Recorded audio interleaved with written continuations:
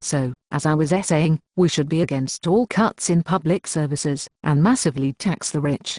We have to make cuts. We should definitely cut the war and Trident. But we'd have to make other cuts you wouldn't agree with. We have a huge debt. First of all, the rich are responsible for the debt, not us. We had to bail the bankers out with public money, remember? And now they want us to pay their debts. As a proportion of our GDP, the UK debt is the same as Germany's. The rich should pay, not the workers. Policies favouring the rich are what got us into this mess. But if you taxed the rich really heavily, they'd leave the country like some of them did in the 70s. If they refused to invest or took their wealth out of the country, that would be a national emergency. So people would be open to the argument that the government should take emergency powers like it did in wartime. If the government doesn't, we should. But they can move their funds at the click of a mouse these days. Which is why we'd have to nationalize the banks completely. That would be the only way of putting any restrictions on the flight of capital. But no one would lend to us.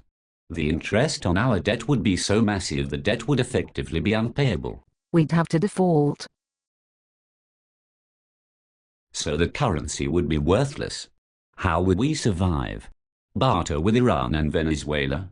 Potatoes for oil? There are lots of countries facing the same crisis as us. Which means any radical or revolutionary developments here would be influenced by what was happening elsewhere in Europe. We might even influence them. You could be isolated, like the early Soviet Union. Maybe. How would you create wealth? Democracy can't function when you have poverty. Our industrial base is almost destroyed. All we have is the banking sector and the service industries which depend on it. You'd have a democratically planned economy.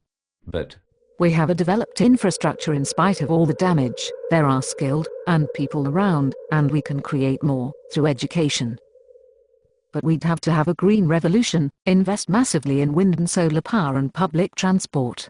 You'd be in favor of investment for growth, like the Keynesians. Yes, in some sectors. Others, like the arms industry, would be abandoned, and resources would be diverted to producing things that are socially useful. Oh, else would the economy be different?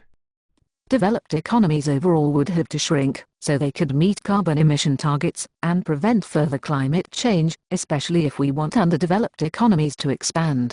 That's a great message for the doorsteps. Shrink the economy. We'd grow the socially useful bits like childcare, care for the elderly and renewable energy. That's what we'd focus on.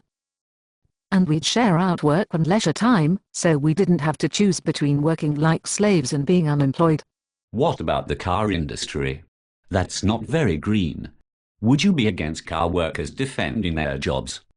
No, we want them to take control of their industry, so they themselves can plan its conversion, like the plan drawn up by the Lucas Aerospace workers in the 70s. Let's get back to this investment thing. So Roosevelt invested for recovery in the 1930s, as you say you want to. It worked for a bit, but don't you know that the US economy was faltering again by the late 30s? Roosevelt was only saved by the Second World War, which destroyed lots of capital, creating the opportunities for profitable investment again. But a world war nowadays would annihilate the human race, so the only way to restore the profit rate enough to encourage the capitalists to invest would be for the working class to make huge sacrifices. Well, at least you'd have growth again. Sustained capitalist growth would mean even more damage to the climate, the planet, and therefore to human life. If we want to avoid all that, we have to introduce planned investment in all the key sectors of the economy. You're talking about revolution, then? That's the road we'll ultimately have to take to address all of these problems. I agree with you that there are only two roads: the workers pay for the crisis, or the capitalists do. The halfway house, a social democratic compromise, is something that the functioning of the capitalist economy itself has now made incredibly difficult. Are you sure about that, though? Surely the economy doesn't function by itself.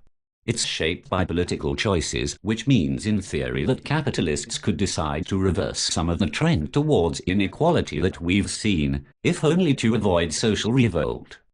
Before they accept the need for that, a lot of social and ecological disasters would have to happen.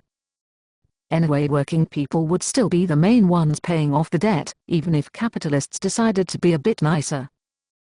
Yes, you could imagine a social compromise to stabilize things, but it could involve very authoritarian rule. And it would still be a capitalist economy based on growth, which would not stop climate change. Actually, there is an endpoint to this because events will show who was correct. You're right. If there's no revolution, the last word will be the ecological crisis.